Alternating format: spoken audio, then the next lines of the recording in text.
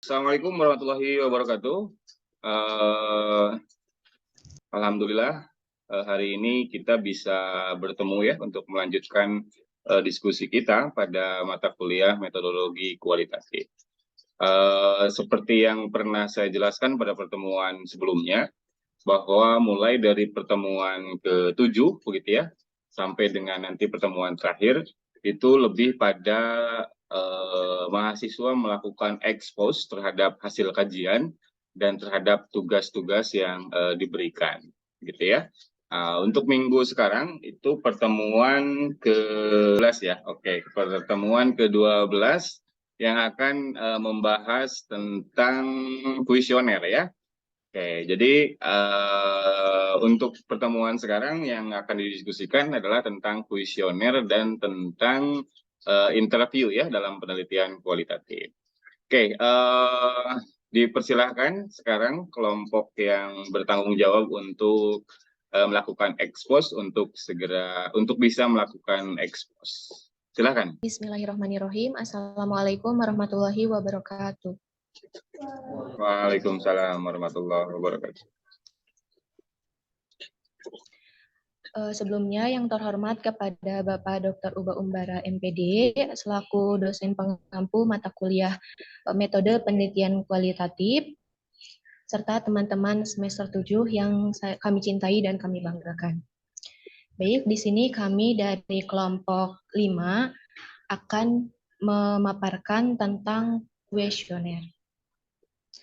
Langsung saja kepada materi yang akan disampaikan. Yang pertama akan disampaikan oleh saya sendiri. Nah, adapun di sini ada pengantar. Kuesioner merupakan teknik pengumpulan data dengan cara memberi seperangkat pernyataan atau pertanyaan tertulis kepada responden untuk dijawab.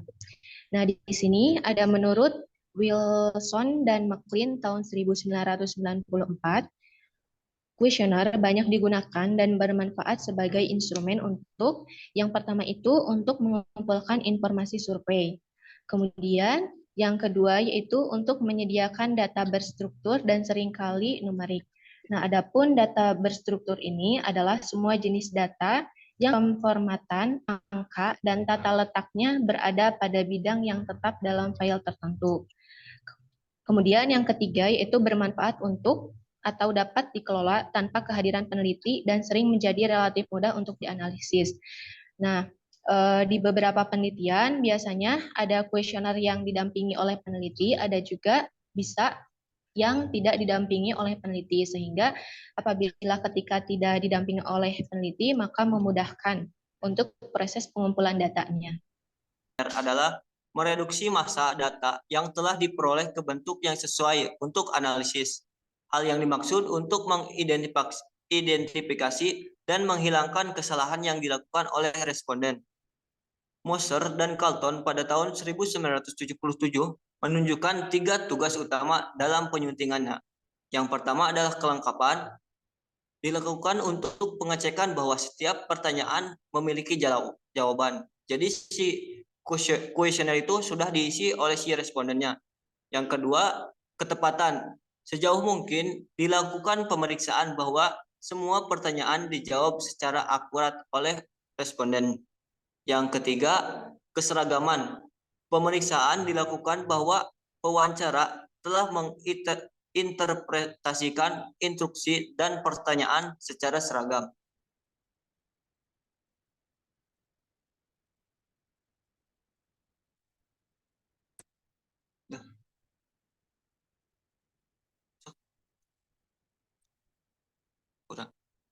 Itulah materi mengenai kuesioner yang dapat kelompok kami sampaikan. Barangkali ada yang didiskusikan ataupun ditanyakan, dipersilahkan.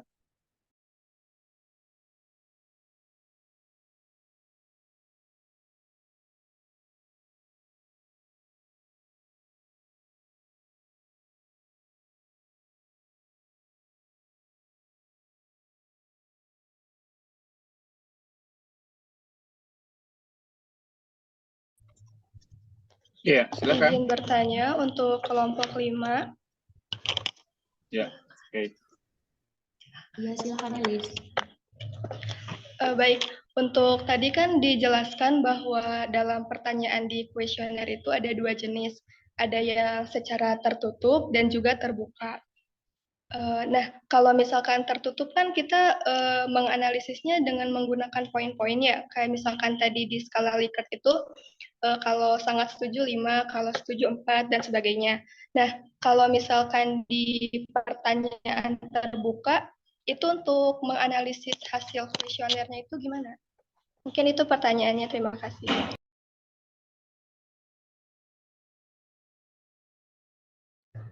Baik, terima kasih Elis. Mungkin izin menjawab ya, tadi kan ada pertanyaan terbuka dan juga pertanyaan tertutup. Nah, tadi kan untuk pertanyaan tertutup itu ada yang bersifat nominal, ordinal, rasio, dan sedangkan untuk pertanyaan terbuka itu sifatnya itu datanya itu berbasis kata. Nah, jadi bagaimana untuk menganalisisnya? Tadi kan sudah disinggung juga untuk analisis pertanyaan tertutup itu tadi ada angka-angkanya. Misalnya dalam skala Likert ada 5, 4, 3, 2, 1. Kemudian dilakukan perhitungan secara kuantitatif. Nah, untuk pertanyaan terbuka, tadi kan hasil data yang dihasilkannya itu berbasis kata. Nah, jadi akan dilakukan dengan analisis data kualitatif. Misalnya itu menggunakan analisis data Mills dan Huberman, salah satu contohnya.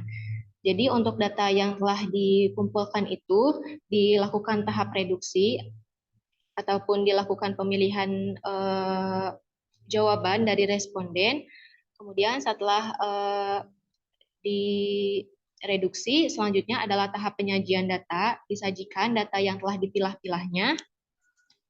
Kemudian dilakukan tahap verifikasi, data-datanya itu setelah disajikan dilakukan verifikasi mulai dari validitas, reliabilitas, dan lain-lainnya, dan selanjutnya yaitu kesimpulan. Begitu barangkali, apakah masih ada yang ditanyakan? Baik, cukup. Terima kasih jawabannya. Kalau tidak ada, kita resume dulu ya. Jadi inti dari apa yang kita diskusikan hari ini tadi adalah bagaimana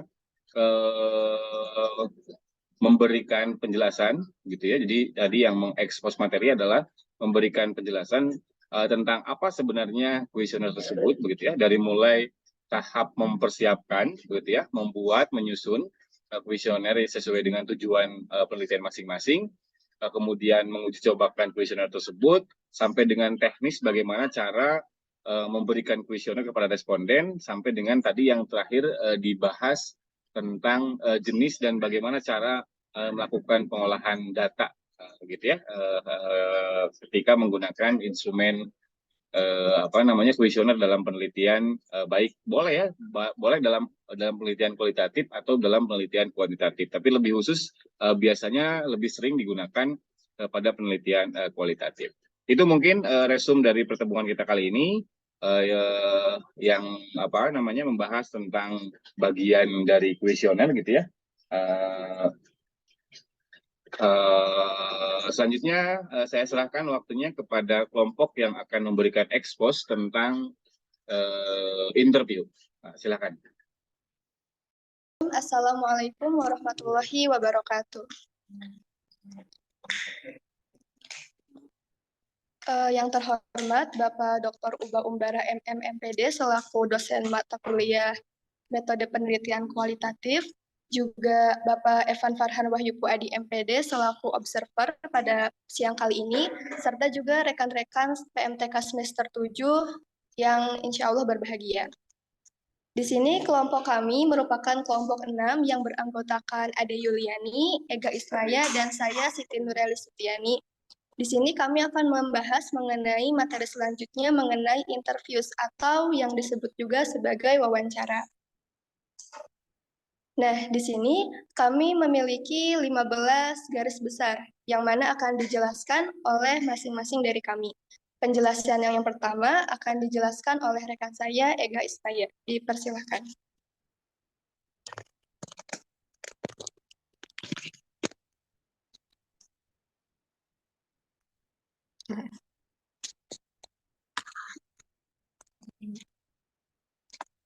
Yang pertama itu ada conception of the interview.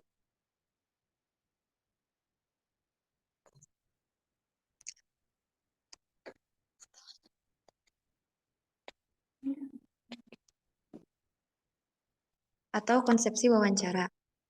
Nah, di sini menurut Kitwood pada tahun 1977 menyebutkan ada 3 konsepsi wawancara, yaitu yang pertama ada sarana potensial transfer informasi murni, 2 ada transaksi yang pasti memiliki satu sisi yang perlu dikenali dan dikendalikan. Yang ketiga ada wawancara melihatnya sebagai perjumpaan yang perlu berbagi banyak fitur kehidupan sehari-hari.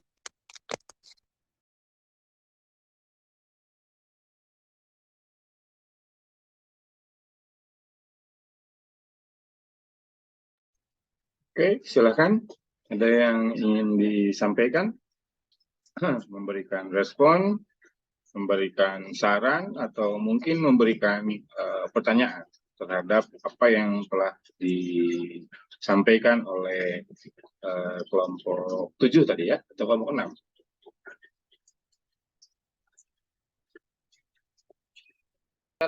Jadi sebenarnya masalahnya hampir sama ya antara Yanto tadi, Elis, kemudian yang terakhir Cici. Masalahnya berputar dari misalkan tadi deg-degan, kemudian takut respondennya tidak sesuai gitu kan ya, tidak sesuai dengan ekspektasi gitu, atau bahkan tadi disampaikan bahwa respondennya itu mungkin saja tidak tidak memberikan perhatian kepada kita gitu ya, dan seterusnya. Oke, ada yang lain lagi atau pengalaman yang berbeda? Silakan bisa disampaikan. Oke, hampir sama berarti, hampir sama seperti itu. Oke, sekarang pertanyaan yang kedua. Nah, andaikan kita tadi mengkomparasi ya apa yang sudah pernah Anda lakukan dengan apa yang tadi disampaikan atau diekspos oleh kelompok 7 gitu. Itu kan tadi menyampaikan beberapa cara begitu ya, beberapa teknik, kemudian beberapa etika dalam wawancara. Ada nggak yang mungkin dalam tanda kutip belum sesuai dengan apa yang sudah Anda lakukan ketika Anda dulu melakukan wawancara pada beberapa kegiatan yang sudah Anda lakukan sebelumnya? Silakan.